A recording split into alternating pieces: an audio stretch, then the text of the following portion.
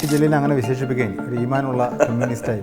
Communism എന്ന് പറയുന്ന ആശയധാര, emancipation അല്ലെങ്കിൽ വിമോചനത്തിൻ്റെ ആശയധാര, അത് പ്രാവർത്തികമാക്കാനുള്ള ഒരു ഉപകരണമാണ് പാർട്ടി എന്ന് പറയുന്നത്. നിങ്ങളുടെ വിശ്വാസങ്ങൾ വെടിയണം എന്നൊന്നും കമ്മ്യൂണിസ്റ്റ് പാർട്ടിയുടെ ഒരു ക്ലാസ്സിലും പറയുന്നില്ല.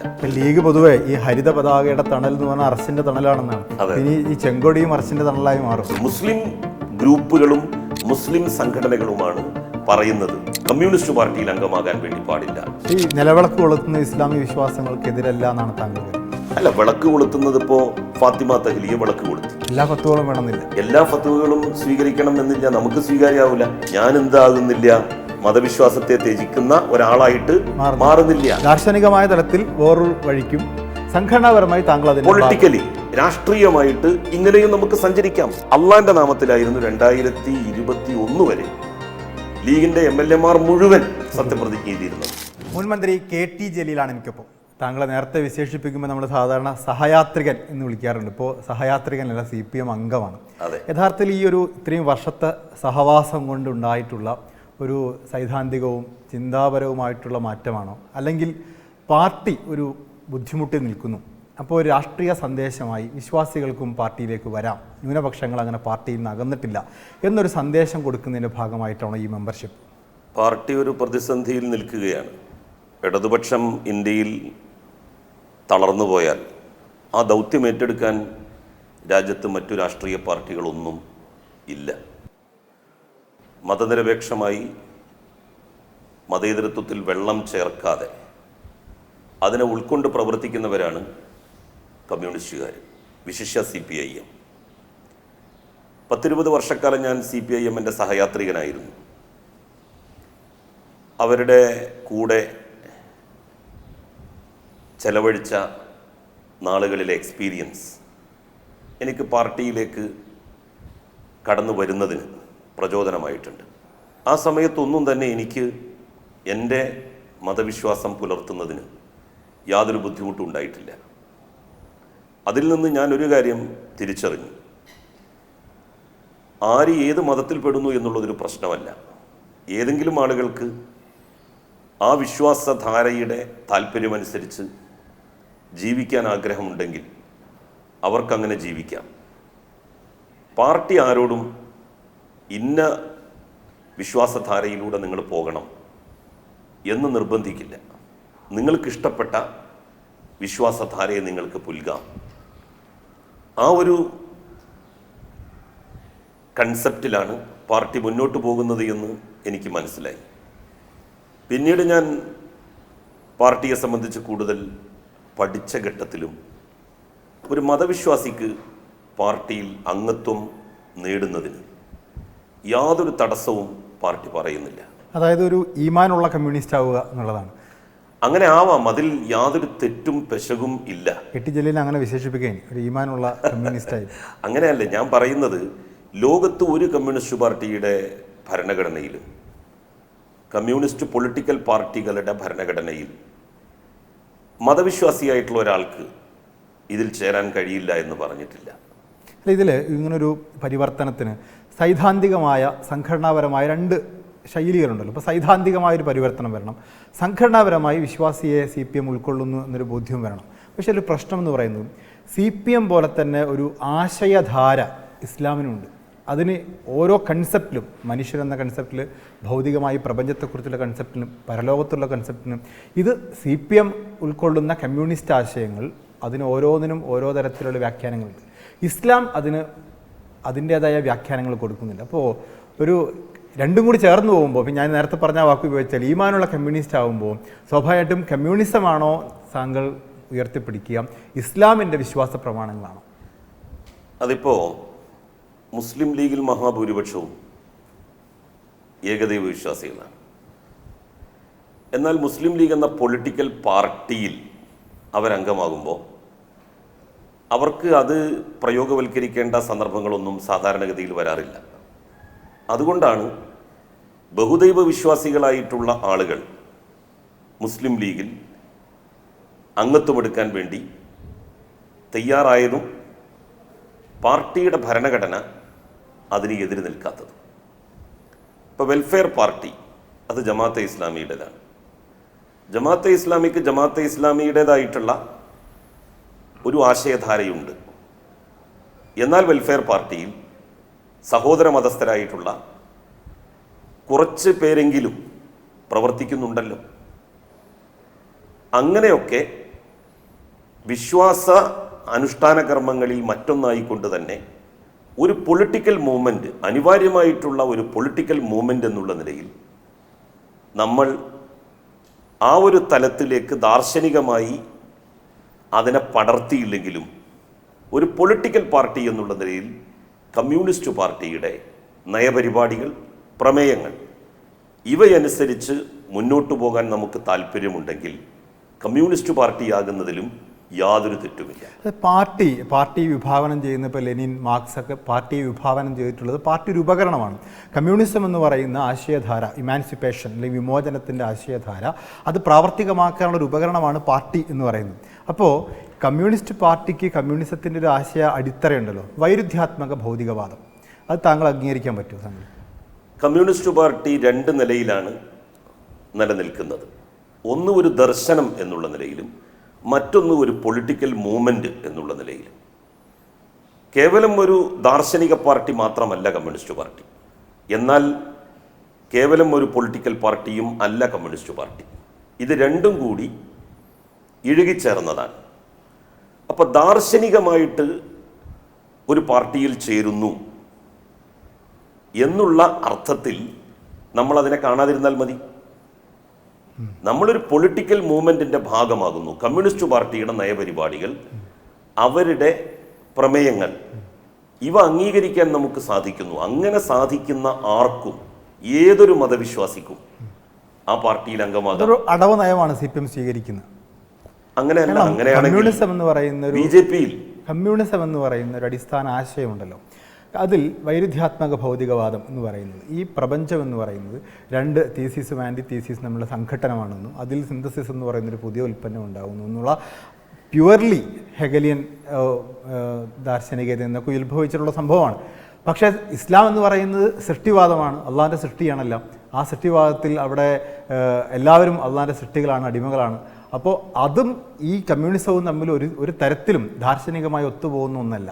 അപ്പോൾ താങ്കൾ CPM അംഗമാണോ ഇസ്ലാമിൽ അംഗമാണോ എന്നുള്ളതാണ് ചോദ്യം. ആ ചോദ്യത്തിൻ്റെ ഉത്തരമാണ് ഞാൻ നേരത്തെ സൂചിപ്പിച്ചത്. മുസ്ലിം ലീഗിൽ എങ്ങനെയാണ് ഏകദൈവ വിശ്വാസികളല്ലാത്ത ബഹുദൈവ ആരാധകരായിട്ടുള്ള ആളുകൾക്ക് പ്രവർത്തിക്കാൻ വേണ്ടി സാധിക്കുന്നത്? BJP-യിൽ എങ്ങനെയാണ് ഒരു മുസ്ലിമിന് ചേരാൻ വേണ്ടി കഴിയുന്നത്? മുസ്ലിം ലീഗിൻ്റെ ഭരണഘടനയിൽ അവർ മുസ്ലിം ന്യൂനപക്ഷത്തിൻ്റെയും പ്രാന്തവൽക്കരിക്കപ്പെട്ട ദളിത് പിന്നോക്ക ന്യൂനപക്ഷത്തിൻ്റെയും ഉന്നമനം എന്നവർ സൂചിപ്പിക്കുന്നുണ്ട്. സ്വാഭാവികമായിട്ടും അവരങ്ങനെ ജമാഅത്തെ ഇസ്ലാമിയെ പോലെ ഇസ്ലാമാണ് എല്ലാം അടിസ്ഥാന പ്രമാണം, ഇസ്ലാമാണ് രാഷ്ട്രീയം എന്ന് പറയുന്നില്ല. അവരുടെ അടിസ്ഥാന പ്രമാണം ജനാധിപത്യപരമായി ന്യൂനപക്ഷ ക്ഷേമം എന്നുള്ളതാണല്ലോ. സ്വാഭാവികമായിട്ടും അവർ ഇസ്ലാമിക ധാര പിന്തുടരേണ്ട ആവശ്യമില്ല. വിശ്വാസി എന്ന രീതിയിൽ അവർക്ക് ആ രീതിയിൽ ഉണ്ടാവുമായിരിക്കാം. കമ്മ്യൂണിസ്റ്റ് പാർട്ടിയുടെ ഭരണഘടനയിലും അങ്ങനെ തന്നെയാണ്. പക്ഷേ കമ്മ്യൂണിസ്റ്റ് പാർട്ടിയുടെ ഭരണഘടനയിൽ എവിടെയും നിങ്ങൾ കമ്മ്യൂണിസ്റ്റ് പാർട്ടിയിൽ അംഗമാകണമെങ്കിൽ നിങ്ങളൊരു നിരീശ്വരവാദിയാകണം, നിങ്ങളൊരു മതമുക്തനാവണം, നിങ്ങൾ നിർബന്ധമായും ഇന്ന ആശയങ്ങളെ, വൈരുദ്ധ്യാധിഷ്ഠിത ഭൗതികവാദത്തെ അംഗീകരിച്ച ഒരാളാവണം. എങ്കിൽ മാത്രമേ നിങ്ങൾക്ക് ഈ പാർട്ടിയിൽ അംഗമാകാൻ സാധിക്കൂ എന്ന് കമ്മ്യൂണിസ്റ്റ് പാർട്ടിയുടെ CPIM-ന്റെ ഭരണഘടനയിൽ എവിടെയും പറഞ്ഞിട്ടില്ല. രണ്ടിടത്ത് നമുക്ക് സൂചിപ്പിക്കാൻ പറ്റും. ഒന്ന്, താങ്കൾ കമ്മ്യൂണിസ്റ്റ് പാർട്ടി അംഗമാവുമ്പോൾ ഒരു ഓത്ത്, ഒരു പ്രതിജ്ഞ, അതിൻ്റെ വെബ്സൈറ്റിലൊക്കെ പ്രസിദ്ധീകരിക്കപ്പെട്ട പ്രതിജ്ഞയുണ്ട്. ആ പ്രതിജ്ഞയിൽ പറയുന്നുണ്ട് കമ്മ്യൂണിസ്റ്റ് ആശയധാര അനുസരിച്ച് ജീവിക്കാൻ പ്രതിജ്ഞ ചെയ്യുന്നു എന്നുള്ളതാണ് ഒന്ന്. കമ്മ്യൂണിസ്റ്റ് പാർട്ടിയിൽ അംഗത്വം എടുക്കുന്ന ആളുടെ ഒരു രണ്ടാമത്തെ ഏറ്റവും പ്രധാനപ്പെട്ട കടമയായി അതിൽ സൂചിപ്പിക്കുന്നത് മാർക്സിസവും ലെനിനിസവും പ്രചരിപ്പിക്കുക എന്നുള്ളതാണ്. അങ്ങനെ ഒന്നുമില്ലല്ലോ ആ പ്രതിജ്ഞയിൽ. അങ്ങനെ മാർക്സിസം ലെനിനിസം പ്രചരിപ്പിക്കുക കടമയായിട്ട് സൂചിപ്പിക്കുന്നുണ്ട്. പക്ഷെ അങ്ങനെ ഒരു പ്രതിജ്ഞയിൽ അത്തരത്തിലുള്ള ഒരു വാചകം, കമ്മ്യൂണിസ്റ്റ് ആശയധാര എന്ന് പറഞ്ഞാൽ കമ്മ്യൂണിസ്റ്റ് പാർട്ടി ഇന്ത്യയെ പോലെ ഒരു രാജ്യത്ത് പ്രവർത്തിക്കുന്നത് ഈ നാട്ടിലെ സാധാരണക്കാർ, പാവപ്പെട്ടവർ, തൊഴിലാളികൾ അവരുടെ ആവശ്യങ്ങൾ നിവർത്തിക്കുന്നതിന് വേണ്ടിയും നേടിയെടുക്കുന്നതിന് വേണ്ടിയും അവ സംരക്ഷിക്കുന്നതിന് വേണ്ടിയുമാണ്. അത് തീർച്ചയായിട്ടും അംഗീകരിക്കുന്ന ഒരാൾക്ക് മാത്രമേ കമ്മ്യൂണിസ്റ്റ് പാർട്ടിയിൽ അംഗത്വം എടുക്കാൻ വേണ്ടി സാധിക്കുകയുള്ളൂ. എന്നെ സംബന്ധിച്ചിടത്തോളം രണ്ട് നിലക്ക് പറഞ്ഞാലും, കമ്മ്യൂണിസ്റ്റ് ആശയം വെച്ച് പറഞ്ഞാലും ഇസ്ലാമിൻ്റെ ആശയം വെച്ച് പറഞ്ഞാലും, ഈ ലോകത്തുള്ള അടിച്ചമർത്തപ്പെടുന്ന മനുഷ്യർക്ക് വേണ്ടി, അധ്വാനിക്കുന്ന ജനവിഭാഗങ്ങൾക്ക് വേണ്ടി, തൊഴിലാളികൾക്ക് വേണ്ടി, അവരുടെ ഭൗതികമായിട്ടുള്ള ജീവിത സാഹചര്യങ്ങൾ മെച്ചപ്പെടുത്തുന്നതിന് വേണ്ടി പ്രവർത്തിക്കുക എന്നുള്ളത് എൻ്റെ ചുമതലയാണ്. ഒരു ബിലീവർ എന്നുള്ള നിലയിൽ, ഒരു വിശ്വാസി എന്നുള്ള നിലയിലും എൻ്റെ ചുമതലയാണ്. കമ്മ്യൂണിസ്റ്റ് പാർട്ടിയിൽ അംഗമാകുന്നതിലൂടെ കമ്മ്യൂണിസ്റ്റ് പാർട്ടിയും അത് തന്നെയാണ് മുന്നോട്ട് വെക്കുന്നത്. ആ നിലക്കും ഞാൻ എന്തിന് ബാധ്യസ്ഥനാണ്? ഇതിനു വേണ്ടി പ്രവർത്തിക്കാൻ ബാധ്യസ്ഥനാണ്. കമ്മ്യൂണിസ്റ്റ് പാർട്ടിയിലെ വിമോചനം നമ്മൾ സൃഷ്ടിക്കുന്നതാണ്. ഇസ്ലാമിൽ എന്ന് പറയുന്നത് അള്ളാഹിൻ്റെ ഒരു മാർഗത്തിൽ വിധി ഫെയ്ത്താണ്. ആ വിധി, രണ്ട് വിധിയും തമ്മിൽ വ്യത്യാസമുണ്ടല്ലോ. അങ്ങനെ രണ്ടും തമ്മിൽ എവിടെയും സംഘർഷത്തിൽ ഏർപ്പെടുന്നില്ലല്ലോ. കാരണം ഇവിടെ നിന്ന്, ഈ ഭൂമുഖത്ത് നിന്ന് നമ്മളോട് കമ്മ്യൂണിസ്റ്റ് പാർട്ടി പറയുന്നുണ്ടോ നിങ്ങൾ അത് ചെയ്യരുത്, നിങ്ങൾ ഇത് ചെയ്യരുത്, നിങ്ങൾ നിങ്ങളുടെ വിശ്വാസങ്ങൾ വെടിയണം എന്നൊന്നും കമ്മ്യൂണിസ്റ്റ് പാർട്ടിയുടെ ഒരു ക്ലാസ്സിലും പറയുന്നില്ല. ഏത് മതവിശ്വാസിക്കും കമ്മ്യൂണിസ്റ്റ് പാർട്ടി ആകാം. അത് ഒരു തെറ്റിദ്ധാരണയാണ്. ആരാണ് ഈ ധാരണ പരത്തുന്നത് എന്ന് വെച്ചാൽ, ഒരു ഹിന്ദു മതവിശ്വാസി കമ്മ്യൂണിസ്റ്റ് പാർട്ടിയിൽ ചേരാൻ പാടില്ല എന്ന് പറയുന്നത് BJP ആണ്. BJP ഹിന്ദുമതം വിറ്റ് അധികാരം കൈയാളാൻ വേണ്ടി താല്പര്യപ്പെടുന്ന പാർട്ടിയാണ്. അപ്പോൾ ഹിന്ദുക്കൾ കമ്മ്യൂണിസ്റ്റ് പാർട്ടിയിലേക്ക് പോയാൽ അവരുടെ സ്പേസാണ് അവിടെ നഷ്ടമാകുന്നത്. അതുപോലെ തന്നെ ഇപ്പോൾ മുസ്ലിങ്ങൾ കമ്മ്യൂണിസ്റ്റ് പാർട്ടിയിലേക്ക് പോകാൻ പാടില്ല എന്ന് പറയുന്നത് മുസ്ലിം ലീഗ് ഉൾപ്പെടെയുള്ള പാർട്ടികളാണ്. ഇപ്പോൾ വെൽഫെയർ പാർട്ടി ഉൾപ്പെടെയുള്ള പാർട്ടികൾ, മുസ്ലിം ഗ്രൂപ്പുകളും മുസ്ലിം സംഘടനകളുമാണ് പറയുന്നത് കമ്മ്യൂണിസ്റ്റ് പാർട്ടിയിൽ അംഗമാകാൻ വേണ്ടി പാടില്ല. എന്തുകൊണ്ടാണ് അവരത് പറയുന്നത് എന്ന് വെച്ചാൽ, ഈ ആളുകളെയും കൂടി അവർക്ക് കിട്ടണം. കമ്മ്യൂണിസ്റ്റ് പാർട്ടിയിലേക്ക് ആളുകൾ പോയാൽ തങ്ങളുടെ അധികാര താല്പര്യങ്ങൾ മതത്തിൻ്റെ പേരിൽ നിലനിർത്താൻ തങ്ങൾക്ക് കഴിയില്ലേ എന്നുള്ള ഉൾഭയമാണ് അവരെയും അതിന് പ്രേരിപ്പിക്കുന്നത്. ക്രൈസ്തവർ കമ്മ്യൂണിസ്റ്റ് പാർട്ടിയിലേക്ക് പോകാൻ പാടില്ല എന്ന് പറയുന്നത് ആരാണ്? ക്രിസംഗികളാണ്. ക്രിസംഗികൾക്ക് ക്രിസ്ത്യാനികൾ മുഴുവൻ എവിടെ നിൽക്കണം? അവരുടെ താല്പര്യത്തിൻ്റെ കൂടെ നിൽക്കണം. കമ്മ്യൂണിസ്റ്റ് പാർട്ടി അല്ലാത്ത മറ്റേത് പാർട്ടികളും നിങ്ങൾ സ്വീകരിച്ചോളൂ എന്നാണ് ഇവരെല്ലാം പറയുന്നത്.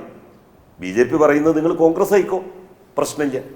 ഹിന്ദുക്കളോട് നിങ്ങൾ മറ്റേതെങ്കിലും പാർട്ടി ആയിക്കോ, പ്രശ്നമില്ല.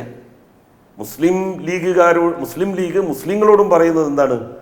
നിങ്ങൾ കോൺഗ്രസ് ആയിക്കോ, അല്ലെങ്കിൽ മറ്റേതെങ്കിലും പാർട്ടി ആയിക്കോ, ഒരിക്കലും കമ്മ്യൂണിസ്റ്റ് പാർട്ടി ആവരുത്. ലീഗ് പൊതുവെ ഈ ഹരിത പതാകയുടെ തണൽ എന്ന് പറഞ്ഞാൽ അർശിന്റെ തണലാണെന്നാണ്.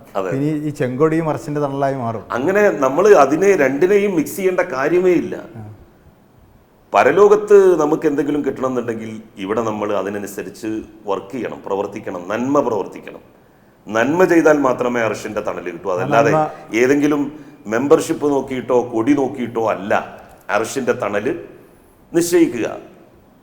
പ്രവാചകൻ സല്ലല്ലാഹു അലൈഹി വസല്ലം തന്നെ പറഞ്ഞിട്ടുണ്ട്, പടച്ചോൻ നോക്കുന്നത് നിങ്ങളുടെ ഹൃദയത്തിലേക്കാണ്, അല്ലാതെ നമ്മളുടെ മെമ്പർഷിപ്പിലേക്കല്ല.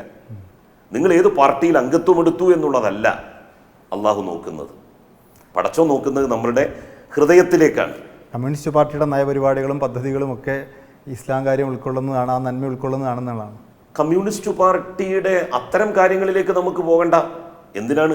അങ്ങനെ ഒരു സാഹചര്യം ഇന്ത്യയെ സംബന്ധിച്ചിടത്തോളം ഉള്ളൊരു രാജ്യത്തില്ലല്ലോ. ലോകത്ത് ഏതെങ്കിലും ഒരു രാജ്യത്ത് കമ്മ്യൂണിസ്റ്റ് പാർട്ടി ഒരു പൊളിറ്റിക്കൽ മൂവ്മെൻ്റ് ആയിട്ട് പ്രവർത്തിക്കുന്ന സന്ദർഭത്തിലോ ഘട്ടത്തിലോ അതിൻ്റെ ഒരു വിഷയം ഉദിക്കുന്നില്ല. അങ്ങനെയുള്ളവരും ഉണ്ടാകും, അതിൽ തീർച്ചയായിട്ടും ഉണ്ടാകും. ഇപ്പോൾ കമ്മ്യൂണിസ്റ്റ് പാർട്ടിയെ ദാർശനിക പ്രസ്ഥാനം എന്നുള്ള നിലയിൽ ഉൾക്കൊള്ളുന്നവരുണ്ടാകും. അതോടൊപ്പം തന്നെ പൊളിറ്റിക്കൽ മൂവ്മെന്റ് എന്നുള്ള നിലയിൽ ഉൾക്കൊള്ളുന്നവരും ഉണ്ടാകും. ഒരു രാഷ്ട്രീയ ഒരു പ്രസ്ഥാനം, അതായത് ഒരു പൊളിറ്റിക്കൽ മൂവ്മെന്റ് എന്ന രീതിയിലാണ് താങ്കൾ അതിനെ അംഗത്വമെടുത്തിരിക്കുന്നത്. അങ്ങനെ കമ്മ്യൂണിസ്റ്റ് പാർട്ടിയുടെ ഭരണഘടന പറയുന്നുള്ളൂ. നിങ്ങൾ ദാർശനികമായിട്ട് വിശ്വാസ പ്രമാണങ്ങൾ മുഴുവൻ ത്യജിച്ചുകൊണ്ട് ഈ വിശ്വാസ പ്രമാണത്തിലേക്ക് വന്നാൽ മാത്രമേ നിങ്ങൾക്ക് ഈ പാർട്ടിയിൽ മെമ്പർഷിപ്പ് എടുക്കാൻ സാധിക്കൂ എന്ന് എവിടെയും കമ്മ്യൂണിസ്റ്റ് പാർട്ടി പറയുന്നില്ല.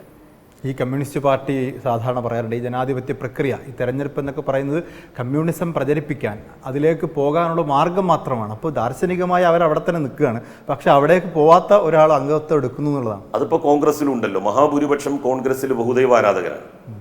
ഒരു ഏകദൈവ വിശ്വാസി കോൺഗ്രസിൽ അംഗത്വം എടുത്താൽ കോൺഗ്രസിന്റെ അടിസ്ഥാന ആശയം അതല്ലല്ലോ. അങ്ങനല്ല ഞാൻ പറയുന്നത്. നോക്കൂ, കോൺഗ്രസിൽ അങ്ങനെ ഒരു സോഷ്യലിസം. What is socialism? എന്താണ് സോഷ്യലിസം എന്ന് പറഞ്ഞാൽ സമത്വം. ബേസിക്കലി അത് ചെന്നെത്തുന്നത് എവിടെയാണ്, ഏത് റൂട്ടിലാണ്? ഒരുപക്ഷെ മതങ്ങളുടെ അടിസ്ഥാന പ്രമാണങ്ങളുമായിട്ട് പലതരത്തിലുള്ള ആശയധാരകൾ ഒന്നിച്ചു ചേർന്ന് അതിൽ തന്നെ സോഷ്യലിസ്റ്റ് ധാര ഉണ്ടായിട്ടുണ്ട്. അവരാണ് പിന്നീട് കമ്മ്യൂണിസ്റ്റ് ഹിന്ദുത്വധാര ഉണ്ടായിട്ടുണ്ട്. മൗലാന അബ്ദുൽ കലാം ആസാദിനെ പോലെ അബ്ദുറഹിമാനെ പോലുള്ള ആൾക്കാർ എന്നതുപോലെ തന്നെയാണ് ഇപ്പൊ കോൺഗ്രസിൽ മഹാഭൂരിപക്ഷവും കമ്മ്യൂണിസ്റ്റ് പാർട്ടി നടക്കുക. അല്ല, അതുപോലെ അങ്ങനല്ല ഞാൻ പറയുന്നത്. കോൺഗ്രസിൽ വ്യത്യസ്തമായിട്ടുള്ള ആശയധാരകളുള്ള ആളുകളൊക്കെ ഉണ്ട്. അതിൽ ബഹുദൈവ ആരാധകരാണ് ഭൂരിപക്ഷം എന്ന് നമുക്ക് പറയാമല്ലോ. ആ ബഹുദൈവ ആരാധകർ കൂടുതലുള്ള പാർട്ടിയിൽ ഏകദൈവ വിശ്വാസിയായിട്ടുള്ള ഒരു മുസ്ലിം ചേർന്നാൽ കാലാന്തരത്തിൽ അവൻ ബഹുദൈവ വിശ്വാസിയാകും എന്നാരെങ്കിലും പറയാറുണ്ടോ? ആശയങ്ങൾ ദൈവം എന്ന സങ്കല്പത്തെ നെഗേറ്റ് ചെയ്യുന്നില്ല. CPM-ന്റെ കമ്മ്യൂണിസം ദൈവം എന്ന് പറയുന്ന അടിസ്ഥാന ആശയത്തിൽ എല്ലാവർക്കും ഇതിൽ നിൽക്കാം, അതിൽ യാതൊരു കുഴപ്പമില്ല. ഇപ്പൊ ഞാൻ ഇതിൽ നിന്നു എന്ന് കരുതിയിട്ട് ഞാൻ എന്താകുന്നില്ല, മതവിശ്വാസത്തെ ത്യജിക്കുന്ന ഒരാളായിട്ട് മാറുന്നില്ല. ദാർശനികമായ തലത്തിൽ വേറൊരു വഴിക്കും സംഘടനാപരമായി താങ്കൾ അതിനെ പൊളിറ്റിക്കലി രാഷ്ട്രീയമായിട്ട് ഇങ്ങനെയും നമുക്ക് സഞ്ചരിക്കാം. ഈ രണ്ട് ദർശനങ്ങളെ താങ്കൾ പഠിച്ചിട്ടുണ്ടായിരിക്കുമല്ലോ, ഇസ്ലാമിന്റെ ദർശനങ്ങളെയും കമ്മ്യൂണിസത്തിനും. തീർച്ചയായിട്ടും ഒരു താരതമ്യം എങ്ങനെയാണ് താങ്കൾ അതിന് നടത്തുന്നത്? യഥാർത്ഥത്തിൽ കമ്മ്യൂണിസം എന്ന് പറഞ്ഞാൽ ഇപ്പോൾ ദൈവിക സങ്കല്പം മാറ്റി നിർത്തിയാൽ, ഇസ്ലാമിൻ്റെ ദൈവിക കൺസെപ്റ്റ് മാറ്റി നിർത്തിയാൽ മറ്റുള്ള മഹാഭൂരിപക്ഷം കാര്യങ്ങളിലും കമ്മ്യൂണിസ്റ്റ് ആശയങ്ങളുമായി ഇസ്ലാമിൻ്റെ ദർശനങ്ങൾ ഒത്തുപോകുന്നു എന്നാണ് മനസ്സിലാക്കേണ്ടത്. വിമോചനം ആഗ്രഹിക്കുന്ന, ഭൗതികമായിട്ടുള്ള വിമോചനം ആഗ്രഹിക്കുന്ന, ഈ നാട്ടിലെ കഷ്ടപ്പെടുന്നവർ, സാധാരണക്കാർ, പാവപ്പെട്ടവർ, അവരുടെ മുക്തി ആഗ്രഹിക്കുന്ന, അവരുടെ ക്ഷേമം ആഗ്രഹിക്കുന്ന മുഴുവൻ ആളുകൾക്കും വേണ്ടി പ്രവർത്തിക്കലാണ് ഒരു മുസ്ലിം എന്നുള്ള നിലയിൽ ഒരു വിശ്വാസ്യതയുടെ ചുമതല. ആ ചുമതല നിർവഹണം ഞാൻ പൂർത്തിയാക്കാൻ ആഗ്രഹിക്കുന്നത് നിലവിലെ ഇന്ത്യൻ സാഹചര്യത്തിൽ കമ്മ്യൂണിസ്റ്റ് പാർട്ടിയിലൂടെയാണ്. മറ്റേതൊരു രാഷ്ട്രീയ പാർട്ടിയിൽ ചേർന്നാലും എൻ്റെ ആ ബാധ്യത ഇത്രമാത്രം പെർഫെക്റ്റിൽ എനിക്ക് പൂർത്തിയാക്കാൻ കഴിയില്ല. അത് ലീഗിൽ ചേർന്നാൽ പോലും. ലീഗിൽ ഞാനുള്ള കാലത്ത് മുസ്ലിം ന്യൂനപക്ഷങ്ങൾക്ക് വേണ്ടി മാത്രമാണ് മുസ്ലിം ലീഗ് പ്രവർത്തിക്കുന്നത്. കമ്മ്യൂണിസ്റ്റ് പാർട്ടി പ്രവർത്തിക്കുന്നത് ലോകത്തുള്ള മുഴുവൻ മനുഷ്യർക്കും വേണ്ടിയിട്ടാണ്. ഇന്ത്യയിലെ നാനാജാതി മതസ്ഥർക്കാണ്. അവരിൽ ന്യൂനപക്ഷങ്ങളുണ്ട്, ഭൂരിപക്ഷങ്ങളുണ്ട്, എല്ലാ ജാതി മതസ്ഥരും ഉണ്ട്. എവിടെ ന്യായമുണ്ടോ, എവിടെ നീതിയുണ്ടോ, ഏത് ജനവിഭാഗത്തിനാണ് അടിസ്ഥാന അവകാശങ്ങൾ ലഭിക്കാനുള്ളത്, അതിനൊക്കെ വേണ്ടി പ്രവർത്തിക്കുക എന്നുള്ളതാണ് കമ്മ്യൂണിസ്റ്റ് പാർട്ടി ലക്ഷ്യമാക്കുന്നത്. മുസ്ലിം ലീഗ് ഒരു വർഗീയ പാർട്ടിയാണെന്നുള്ളതാണ്. അങ്ങനെയല്ല ഞാൻ പറയുന്നത്. മുസ്ലിം ലീഗിന് ന്യൂനപക്ഷങ്ങളുടെ മാത്രം താല്പര്യങ്ങൾക്ക് പ്രാമുഖ്യം നൽകി പ്രവർത്തിക്കണമെന്ന് തോന്നുകയാണെന്നുണ്ടെങ്കിൽ അവർ പ്രവർത്തിച്ചോട്ടെ, ഞാനത് നിഷേധിക്കുന്നില്ല. എന്നെ സംബന്ധിച്ചിടത്തോളം മുസ്ലിം ന്യൂനപക്ഷങ്ങളുടെ ആവശ്യങ്ങളും മറ്റുള്ള ജനവിഭാഗങ്ങളുടെ ആവശ്യങ്ങളും ഒരുപോലെ സംരക്ഷിക്കപ്പെടണം. അതുതന്നെയാണ് ഇസ്ലാമും പറഞ്ഞിട്ടുള്ളത്. ഇപ്പോൾ താങ്കൾ CPM-നകത്ത് വിശ്വാസിയായി നിൽക്കുമ്പോൾ ഈ പൗരോഹിത്യത്തിൻ്റെ ഫത്വകൾ അത് പലപ്പോഴും തടസ്സമാവും തോന്നുന്നില്ല. കാരണം ഈ CPM-നകത്ത് അതിൻ്റെ പദ്ധതികളുമായി മുന്നോട്ട് പോകുമ്പോൾ ഒരു ഭാഗത്ത് പൗരോഹിത്യത്തിൻ്റെ ഫത്വകൾ വരുമ്പോൾ അതിൽ എവിടെയാണ് താങ്കൾ നിലകൊള്ളുക? അല്ല, പൗരോഹിത്യത്തിന്റെ ഫത്വകൾ എന്ന് പറഞ്ഞാൽ മനസ്സിലായില്ല. ഒരു ഉദാഹരണം പറഞ്ഞ ഇന്നലെ വിളക്ക് കൊളുത്തുന്നതുമായി ബന്ധപ്പെട്ട് താങ്കൾ നിലവിളക്ക് കൊളുത്തുന്ന ഒരാളാണെന്നാണ് ഞാൻ മനസ്സിലാക്കുന്നത്. നിലവിളക്ക് കൊളുത്തുന്നത് അനിസ്ലാമികമാണെന്നും ഇസ്ലാമിക ആചാരപ്രകാരം വേണം ജീവിക്കാൻ. അതൊരു ഇസ്ലാമിനെ മൗലികമായി വിശ്വസിക്കുന്ന ഒരാളെ സംബന്ധിച്ചിടത്തോളം അത്തരം ഫത്വകൾ ഫോളോ ചെയ്യേണ്ടതുണ്ട്. ഇപ്പോൾ താങ്കൾ കമ്മ്യൂണിസ്റ്റ് പാർട്ടി പ്രവർത്തിക്കുന്ന ഒരാളാണ്. സ്വാഭാവികമായിട്ടും അത്തരം ഫത്വകളോടൊരു മമതാബന്ധം പുലർത്തേണ്ട സാഹചര്യമില്ല. അല്ല, ഫത്വകൾ സ്വീകരിക്കണം എന്നാരാ പറഞ്ഞത്? നമുക്ക് സ്വീകാര്യമായിട്ടുള്ളത് സ്വീകരിച്ചാൽ മതി. എല്ലാ ഫത്വകളും വേണമെന്നില്ല. എല്ലാ ഫത്വകളും സ്വീകരിക്കണം എന്നില്ല, നമുക്ക് സ്വീകാര്യമാവില്ല. ഫത്വകൾ എന്ന് പറഞ്ഞാൽ തന്നെ എന്താണ്? നിലവിലുള്ള ആശയങ്ങളുടെയും കാഴ്ചപ്പാടുകളുടെയും ഒക്കെ അടിസ്ഥാനത്തിലുള്ള ഒരു മതവിധിയാണ്. അതൊരു വ്യാഖ്യാനമാണ്. ആ വ്യാഖ്യാനം ഉൾക്കൊള്ളുന്ന ആളുകൾ ഉണ്ടാകും. ഇപ്പോൾ മുസ്ലിം ലീഗിനെ സംബന്ധിച്ചിടത്തോളം ഇങ്ങനെ ഒരു പ്രശ്നം വന്നത് ലീഗ് കാലാകാലങ്ങളായിട്ട് അങ്ങനെ ചെയ്തില്ല എന്നുള്ളത് കൊണ്ടാണ് ഇങ്ങനെ വന്നത്. ഇപ്പോൾ ഉദാഹരണത്തിന് മുസ്ലിം ലീഗിൻ്റെ ഈ 2026 വിജയിച്ച MLA-മാർ സത്യപ്രതിജ്ഞ ചെയ്തത് ദൈവനാമത്തിലാണ്, അള്ളാന്റെ നാമത്തിലായിരുന്നു. 2021 വരെ ലീഗിൻ്റെ MLA-മാർ മുഴുവൻ സത്യപ്രതിജ്ഞ ചെയ്തിരുന്നത്. 2006 ഞാൻ MLA ആയ സമയത്ത് ഞാൻ അന്ന് ദൈവനാമത്തിലാണ് സത്യപ്രതിജ്ഞ ചെയ്തത്. അന്ന് അതിനെ ശക്തമായിട്ട് എതിർത്തു. ചന്ദ്രികയിൽ എതിർത്ത് വാർത്ത വന്നു, ഞാൻ അള്ളാഹുവിൻ്റെ നാമത്തിൽ സത്യപ്രതിജ്ഞ ചൊല്ലിയില്ല എന്ന് പറഞ്ഞുകൊണ്ട്. പക്ഷെ ഇന്ന് മുസ്ലിം ലീഗിൻ്റെ മന്ത്രിമാർ സത്യപ്രതിജ്ഞ ചെയ്തതും ദൈവനാമത്തിലാണ്. ഈ നിലവിളക്ക് കൊളുത്തുന്ന ഇസ്ലാമിക വിശ്വാസങ്ങൾക്കെതിരല്ല എന്നാണ് താങ്കൾ കരുതുന്നത്? ഇസ്ലാമിക വിശ്വാസങ്ങൾക്ക് നമ്മളുടെ മനസ്സിൻ്റെ ഉദ്ദേശശുദ്ധി പോലിരിക്കും. അതിനെ നിയ്യത്താണ് പ്രധാനം. അത് ഒരു മതാചാരാനുഷ്ഠാനത്തിൻ്റെ ഭാഗമായിട്ടാണ് ചെയ്യുന്നത് എന്നുള്ള നിയ്യത്തോടുകൂടി നമ്മളത് ചെയ്യുകയാണെങ്കിൽ മാത്രമേ തെറ്റുള്ളൂ. ഒരു കമ്മ്യൂണിസ്റ്റുകാരൻ നിലവിളക്ക് കൊളുത്തുന്നത് നാട്ടാചാരം എന്നുള്ള നിലക്കാണ്. അതിൽ ഒരു ദൈവികമായിട്ടുള്ള മതപരമായ പരിവേഷവും അവരതിൽ കാണുന്നില്ല എന്നതുപോലെ ഒരു ഇസ്ലാം മതവിശ്വാസിക്കും അത് കാണാം. ഒരു ഉദ്ഘാടന ചടങ്ങിൽ നാടകട്ട് എന്നപോലെ ഒരു വിളക്ക് കൊളുത്തുന്നു. അല്ല, വിളക്ക് കൊളുത്തുന്നത് ഇപ്പോൾ ഫാത്തിമ തഹ്ലിയ വിളക്ക് കൊളുത്തി, മുസ്ലിം ലീഗിൻ്റെ MLA. എന്തുകൊണ്ടാണ് അത് വാർത്തയാകുന്നത്? ഇന്ന് വരെ മുസ്ലിം ലീഗിൻ്റെ മറ്റു MLA-മാരും വിളക്ക് കൊളുത്തിയിട്ടില്ല. അത് തെറ്റാണ്.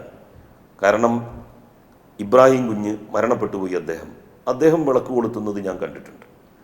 ഏതോ ഒരു ചടങ്ങിൽ ഇപ്പോഴത്തെ തദ്ദേശ സ്വയംഭരണ വകുപ്പ് മന്ത്രി ഷാജി വിളക്ക് കൊളുത്തുന്നത് ഞാൻ കാണാനിടയായി.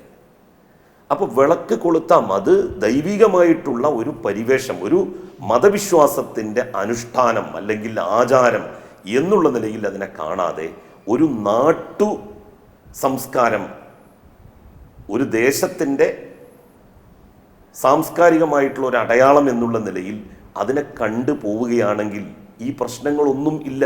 ഇന്നമൽ അഅ്മാലു ബിന്നിയ്യാത്ത് എന്നാണല്ലോ. എല്ലാ പ്രവൃത്തികളും നമ്മളുടെ ഉദ്ദേശശുദ്ധിയെ അടിസ്ഥാനമാക്കിയാണ് ഇരിക്കുന്നത്. ഇപ്പോൾ ഈ ഫാത്തിമ തഹ്ലിയയുടെ കാര്യം പറഞ്ഞു. ഫാത്തിമ തഹ്ലിയ ഏതാനും മാസങ്ങൾക്ക് മുൻപ് കോഴിക്കോട് കോർപ്പറേഷനിൽ മത്സരിച്ചപ്പോൾ സത്യപ്രതിജ്ഞ ചെയ്തത് അള്ളാഹുവിൻ്റെ നാമത്തിലാണ്. ആ അള്ളാഹുവിൻ്റെ നാമത്തിൽ സത്യപ്രതിജ്ഞ ചെയ്ത അവര് തിരുവനന്തപുരത്ത് MLA ആയിട്ട് വന്ന് സത്യപ്രതിജ്ഞ ചെയ്യുമ്പോൾ ദൈവനാമത്തിലാവുകയാണ്. ഇതെന്നാൽ ഇന്ത്യയിൽ ഇപ്പോൾ ഏതെങ്കിലും കോടതികളോ മറ്റോ പറഞ്ഞിട്ട് അങ്ങനെ ഒരു സാഹചര്യം ഉണ്ടായിരിക്കുന്നു, അതുകൊണ്ടാണ് ഞങ്ങൾ സത്യപ്രതിജ്ഞ ചെയ്യാത്തത് എന്നുള്ളതാണോ ലീഗിൻ്റെ വാദം? തൊപ്പി വെച്ചിട്ടില്ല മുസ്ലിം ലീഗിൻ്റെ മന്ത്രിമാരാരും. 2021 വരെ തൊപ്പി വെച്ചിരുന്നു. അത് നല്ല മാറ്റമായിട്ടല്ലേ കരുതേണ്ടത്? വലിയ മാറ്റമായിട്ട് ഞാനതിനെ ഗുണപരമായ മാറ്റമായിട്ടാണ് കരുതുന്നത്. എന്നാൽ തമിഴ്നാട്ടിലെ മുസ്ലിം ലീഗിന്റെ മന്ത്രി തൊപ്പി വെച്ച് അള്ളാഹുവിന്റെ നാമത്തിലാണ് സത്യപ്രതിജ്ഞ ചെയ്തത് താനും.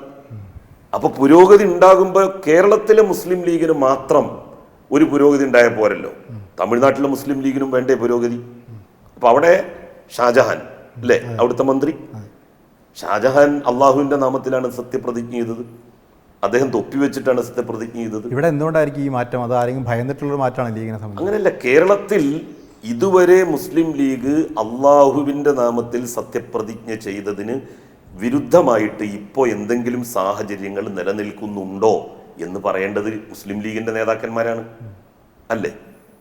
2021 വരെ എന്തിനധികം 1967 മുസ്ലിം ലീഗ് ആദ്യമായി കമ്മ്യൂണിസ്റ്റ് പാർട്ടിയുമായിട്ട് സഖ്യമുണ്ടാക്കി കേരളത്തിൽ അധികാരത്തിൽ വന്ന ഘട്ടത്തിൽ CH മുഹമ്മദ് കോയ സാഹിബും അഹമ്മദ് ഗുരിക്കളും സത്യപ്രതിജ്ഞ ചെയ്തത് അള്ളാഹുവിൻ്റെ നാമത്തിലാണ്.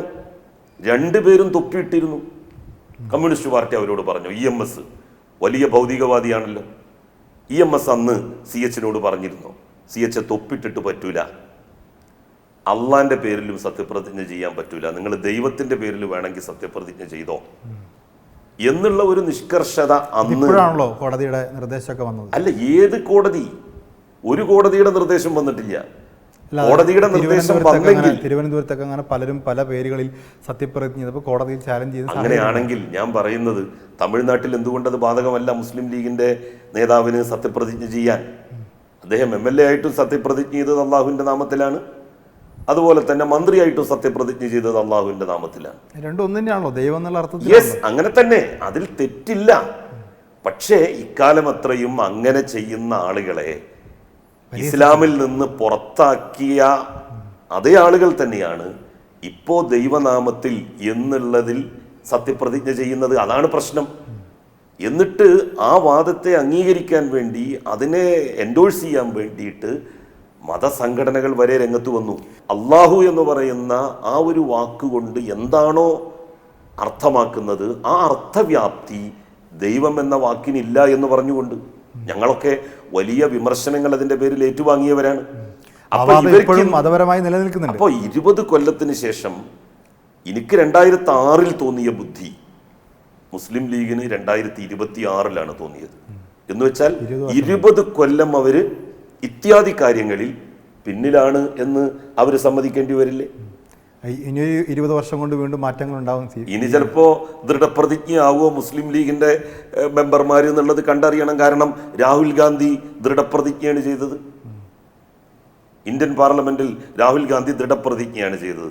കോൺഗ്രസുമായിട്ടുള്ള സഖ്യം ഇനിയും രൂഢമൂലമായാൽ മുസ്ലിം ലീഗ് ഒരു പക്ഷേ രാഹുൽ ഗാന്ധിയെ ഒരു മാതൃകാ പുരുഷനായി അല്ല രാഹുൽ ഗാന്ധിയെ മാതൃകയാക്കി ഞങ്ങൾ ദൃഢപ്രതിജ്ഞ ചെയ്യുന്നു എന്ന് പറഞ്ഞാൽ അത്ഭുതപ്പെടേണ്ടതില്ല. അതേപോലെ താങ്കളുടെ സഹവാസം CPM-നൊപ്പമായിരുന്നു. ഞാൻ ദൃഢപ്രതിജ്ഞ ചെയ്യൂലേ എന്നുള്ളത് CPM-നെ മാറ്റി വിശ്വാസിയുടെ പാർട്ടിയെ മാറ്റി. എനിക്ക് ദൈവത്തിന്റെ പേരിൽ സത്യപ്രതിജ്ഞ ചെയ്യാൻ യാതൊരു പ്രശ്നവും CPM-നുള്ളപ്പല്ല. കാരണം CPM-ന്റെ പാർട്ടി അംഗമായപ്പോ അതിന് ശേഷമാണല്ലോ വീണ ജോർജ് സത്യപ്രതിജ്ഞ ചെയ്തത്. അവര് ദൈവനാമത്തിലല്ലേ സത്യപ്രതിജ്ഞ ചെയ്തത്. അപ്പൊ ദൈവനാമത്തിൽ എന്തുകൊണ്ട് സത്യപ്രതിജ്ഞ ചെയ്തില്ല എന്ന് ചോദിച്ചാൽ ഒരാളും അതിന് തയ്യാറായില്ല. തയ്യാറായ ആളുകൾ വന്നപ്പോ കമ്മ്യൂണിസ്റ്റ് പാർട്ടി അതിന് യാതൊരു വിരുദ്ധ നിലപാടും സ്വീകരിച്ചില്ല. ഓക്കെ, നമുക്ക് അവസാനിപ്പിക്കുന്നതിന് മുമ്പ് ഈ ഫത്വകളെ കുറിച്ച് ചോദിച്ചുകൊണ്ട് കഴിക്കുകയാണ്. അത് ബാധകമല്ല എന്ന് പറഞ്ഞല്ലോ. സ്വാഭാവികമായിട്ടൊരു മുസ്ലിമായി ജീവിക്കുമ്പോൾ ഇവിടുത്തെ കർമ്മശാസ്ത്രപരമായ പല മദ്ഹബുകളുണ്ട്, സുന്നികളിൽ തന്നെ പല വിഭാഗങ്ങളുണ്ട്. അപ്പം ഇതിൽ ഏതെങ്കിലും ഒരു വിഭാഗത്തിൽ പെട്ടില്ലെങ്കിൽ ഇസ്ലാമിന് പുറത്താവും? ഞാൻ ഒരു വിഭാഗത്തിലും ഉൾപ്പെടാതെ ഒരു കോമൺ മുസ്ലിം ആയിട്ട് ജീവിക്കാനാണ് എനിക്ക് താല്പര്യം. അങ്ങനത്തെ ഏതെങ്കിലും ഒരു ഗ്രൂപ്പിൽ ഞാൻ അംഗത്വം ഇതുവരെ ഒരു മതസംഘടനയിലും ഞാൻ അംഗത്വം. എന്നാൽ എല്ലാവരോടും ഒരു എന്താ പറയാ സാമീപ്യ സിദ്ധാന്തം, സമദൂരം അല്ല സമസാമീപ്യം, അതാണല്ലോ കുറച്ചും കൂടി നല്ലത്. അപ്പൊ സമസാമീപ്യമായിട്ടുള്ള ഒരു കാഴ്ചപ്പാടാണ് എനിക്ക് എല്ലാ കാര്യത്തിലും. അംഗത്വെടുക്കാത്തത് കൊണ്ട് എന്തിനാണ് ഈ ഫത്വ എന്ന് പറഞ്ഞാൽ കർമ്മശാസ്ത്രപരമായിട്ടുള്ള കാര്യങ്ങളിലാണല്ലോ. ഇതിലൊക്കെ തന്നെ ഒരുപാട് ഫത്വകൾ ഇതിനകം വന്നു കഴിഞ്ഞിട്ടുണ്ട്. ഇനി ഫത്വകളൊന്നും വരാത്തത് മേഖല എന്ന് പറഞ്ഞാൽ ഉണ്ടാകുമെന്നുള്ളത് സംശയമാണ്.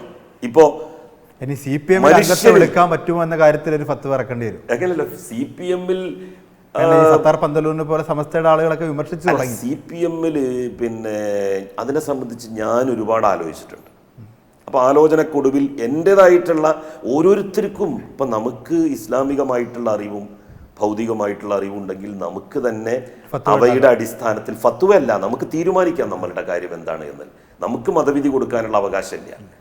മതവിധി നൽകേണ്ടത് ആരാണ്? പണ്ഡിതന്മാരാണ്. പക്ഷെ നമ്മളുടെ ഇപ്പോൾ കമ്മ്യൂണിസ്റ്റ് പാർട്ടിയിൽ അംഗത്വം എടുക്കാൻ ഒരു മുസ്ലിം എന്നുള്ള നിലക്ക് ഒരാൾക്ക് കഴിയുമോ എന്നുള്ളതിന് കഴിയും. അതിന് പണ്ഡിതന്മാരുടെ ഫത്വയുടെ ആവശ്യമില്ല. അല്ല, അതിന് പണ്ഡിതന്മാർ ഒന്നാമത്തത് ഫത്വ കൊടുക്കൂല. ചില പണ്ഡിതന്മാർ അഭിപ്രായം പറയുന്നു എന്നല്ലാതെ ഒരു ഫത്വ എന്ന് പറയുന്നത് എന്താണ്?